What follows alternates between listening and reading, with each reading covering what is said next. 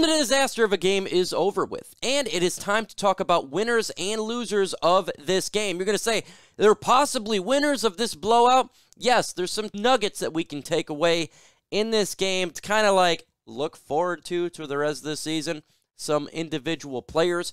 We'll get all into that, as well as obviously there's losers for this game.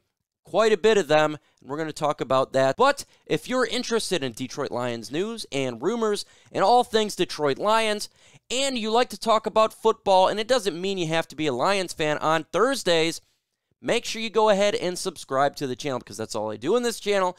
Detroit Lions news and rumors, NFL on Thursdays, One Pride podcast, and live watch parties. Also, let's go ahead and get the likes to 200 likes in this video.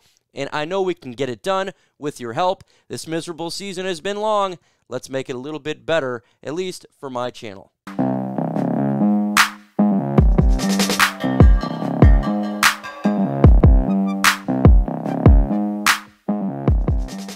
We're going to start with 5 winners on my list, and the young defensive players for the Detroit Lions are definitely winners on my list. A lot of players stood out that I was excited to see.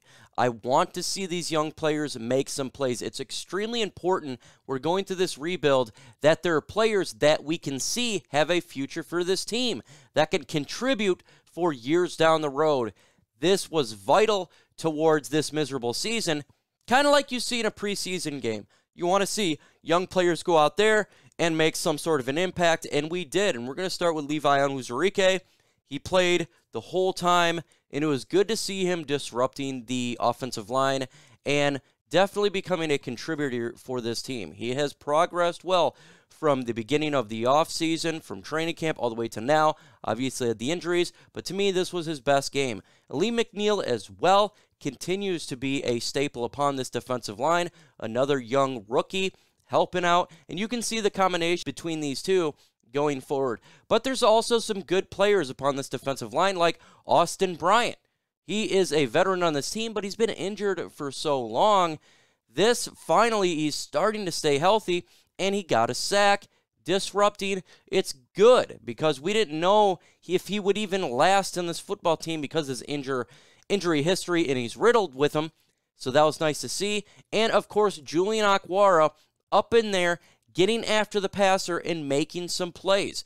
We have a lot of decisions to make going forward for this Detroit Lions football team, specifically when we go to the offseason and free agency and the NFL draft.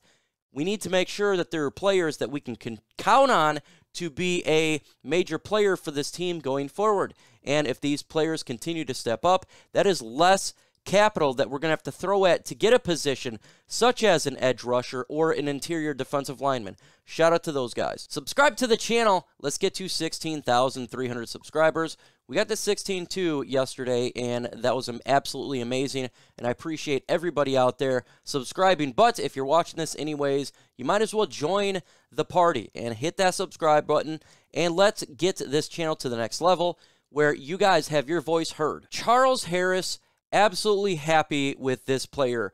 Now, this is a free agent pickup. We really didn't expect anything from him, but so far this NFL season, he is one of the best defenders on this football team. And again, he showed it with the Bengals, getting out of the sack and being a player that we can rely upon getting after the quarterback. It's few and far between with good things happening with this team, but Charles Harris is one of them.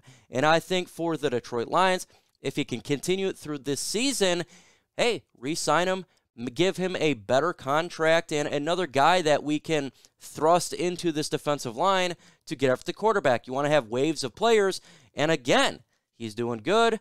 That's nice to see. Continue to grow, and he could be a player for the longer haul for this rebuild. Undrafted rookie Jerry Jacobs. You're going to say, why is he on this list? He got beat by Jamar Chase. Well, because he got beat by Jamar Chase about, I'd say, 1.5 times. There was 2 times he got beat, but also Will Harris kind of screwed up the play as well. Other than that, Jerry Jacobs has been doing very good for an undrafted rookie cornerback. Given the circumstances of how this season played out with injuries, Jerry Jacobs has done a very good job. He's excelled my expectations, and he continues to get better every game, and that's what you want to see from a young defender, a young secondary player, is them just get better. And he laid the wood down on a player and forcing a fumble. This is the type of actions you want to see from an undrafted rookie. And it looks like this guy could be on this team for the next couple of years. As long as he gets better and stays healthy, Jerry Jacobs is doing very well in my opinion. Jack Fox has to be on this list as he continues to be the best player on this football team. Best punter in the NFL. Yes, it's a punter, and you say, oh, that's the best player on this team. Yeah, that kind of does suck when you say that or you think about it. With that said, it is good that we have the best punter in the NFL because, folks, our offense doesn't do well. We have to punt quite a bit, so having a guy that can put that ball down range is what we need. So happy for Jack Fox. He continues to be the guy I like seeing on the field and the guy who I don't want to see on the field because that means our offense sucked. Last winner on this list is the Detroit Lions 2022 NFL Draft. As the Jacksonville Jaguars won the game, the Lions are now officially the first pick in this year's draft. And if it continues this way, the Lions will be picking first in the draft, and they will have the ability to select anyone like a Kayvon Thibodeau or some quarterback that they covet. If you're into the draft, right now the Detroit Lions selecting one in the first round, one in every other round, and I guess that's a positive, even though we don't like to be talking about the draft in Week 6. Do you like to make some money? Well, I do. Go to chatsports.com/linesbet, and you can make some money here. That is Bet Us. Bet on a game right now. You can do overs and unders, all that stuff. If you put in promo code LINES125, you'll get a 125% deposit bonus. That means if you put in $100, you can spend $125. It's better than a casino. It's better than a lottery ticket, and a fairly easy way to make a little bit of money. Go to chatsports.com/linesbet and make that money. Let's get into the losers here. We're going to start with the penalties and flags. I am absolutely tired of seeing undisciplined football. We're getting quite a bit. A lot on the offensive line, not good. We got to stop this. It prevents us from getting any sort of continuity and trying to finish a drive. When you have flags, holdings, and false starts, guess what? You're not going to do well. You're going to stall out the drive, and that's it. And obviously on defense, we continue to get penalties. This is absolutely not what is required for us to win a football game. Right now, everything is stacked against us with lack of players and injuries and quality. When you have flags, you're not going to win a football game. We got to knock it off. Flags continues to be a loser on my list. The Detroit Lions offensive line is a loser on my list, and Penei Sewell has to take some blame here. But understand, folks, he is a rookie. He's going to make mistakes. This is what it is. So I'm going to go that caveat there. But again, he got beat on a couple plays, resulting in a sack. Penalties as well, not good. The interior offensive line is not making the best holes for Jamal Williams and DeAndre Swift. And obviously, this is going to go towards the fact that we have injuries to Frank Ragnow and Taylor Decker. It's given. When you have your best offensive lineman not on the football team, you're not going to perform well. With that said, still did not perform well. So you're a loser on my list. But when it comes to a Penei Sewell, it's a rook. It's going to happen. The Lions' running game is a massive loser on my list. Man, we couldn't even get 50 yards rushing. That's unacceptable. Like I said in the previous slide, offensive line is a contributor to that. No doubt about it. We need to get better with there. With that said, we got to get better with running the football. And DeAndre Swift had another poor performance, and Jamal Williams could not get the separation and defeating the defenders. They were just stalled out. It was non-existent in this game. Barely getting any rushing yards.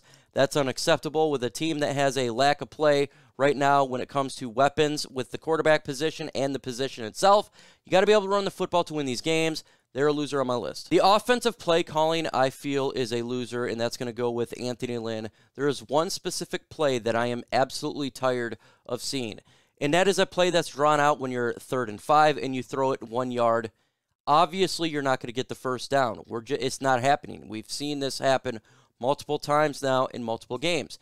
It needs to stop. Stop with this ridiculous play call. It's not working. Everything is not on Anthony Lynn here, as Jared Goff is missing players, is not finding all his targets, but calls like that are unacceptable. You got to realize that it's not working. So the definition of doing something over and over again and expecting a different result is insanity. And right now that play call is insanity.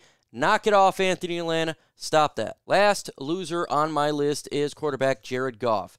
This performance may be his worst so far this season. It was underperforming. It was absolutely boring. The offense as a whole was just god-awful.